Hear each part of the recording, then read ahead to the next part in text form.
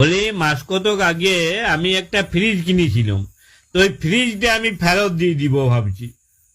না, দুঃখিত স্যার, আমরা তো এইভাবে বিক্রিত জিনিসটা ফেরত নিতে পারি না। আপনার কি সমস্যা হচ্ছে বলুন? সমস্যা মানে গজরটা কেনার পর থেকে সমস্যা আর সমস্যা। কেন, কি হয়েছে? তাইলে শুনুন, প্রথম থেকে আপনাকে বলি বলি যেদিন ফ্রিজটা কিনে নিয়ে এলাম, হুম। তো বলি কি রাখবো, তো আপনারা বলেছিলেন যা রাখবেন টাটকা তাজা থাকবে। তো সেদিন বুঝলেন গিন্নি গরম গরম মুড়ি ভেবেছিল, হুম। তো আমি ওই মুড়ির তিনটে ফ্রিজের মধ্যে রেখে দিলাম। তো সকালবেলায় বুঝলেন এমন মিয়াইছে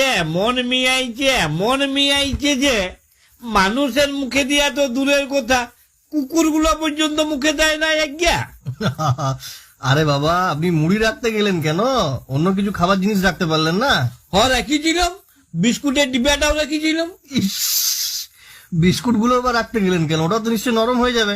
আর নরম পাতলা পাতলা পায়খানার মতন এমন ল্যাটপেটা হয়ে গেছিল একগা। তবে উল্টা কুকুরগুলো বেশ ফুর্তি করে চেটে পুটেই খাইছে। কেন, আপনি ভাত ডাল শাকসবজি কিছু রাখতে পারলেন না? আর ভাতের কথা বলবেন নাই। তো সেদিন খাওয়া দাওয়ার পরে ভাতটা বাড়ি গেছিল, তো গিন্নিকে বললাম শুনো এক কাজ করো, ভাতটা জল ঢেলে ফ্রিজে রেখে দাও, দেখি ফ্রিজে আমার নিটা কেমন হয়। তো গিন্নিও কি করলে ভাতে জল ঢেলে দেখছি সুদ্ধা ডিপ ফ্রিজে রেখে দিল। সকালবেলাতে দেখছি বসাই ভাতের আইসক্রিম হয়ে গেছে। মেয়া মরদে চুষি চুষি খেলাম।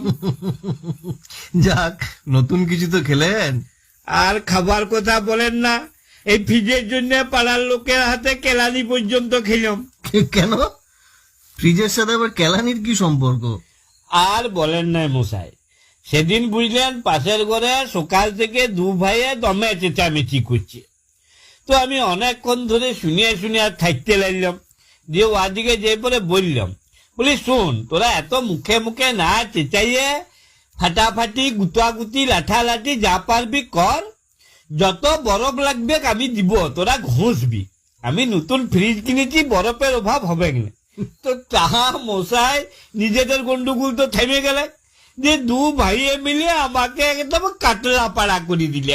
ইস, আরে এসব ঝুট ঝামেলার মধ্যে আপনার থাকার কি দরকার ছিল? তবে আপনাদের এই ফ্রিজটার বুঝলেন আমার ছোট খোকার মতন পেচ্ছাবের দোষ আছে। মানে? আর বলবেন নাই, ওই যে সেদিন রাত্রেবেলায় দমে জল ঝড় বৃষ্টি হইল, যে সারা রাত কারেন্ট ছিল নাই। হ্যাঁ হ্যাঁ হ্যাঁ। তো ভোরবেলায় আমার ঘুমটা ভেঙে গেলে, তো উঠে দেখছি মেজাটা জল সব করছে। তো আমার গিন্নিকে বললাম,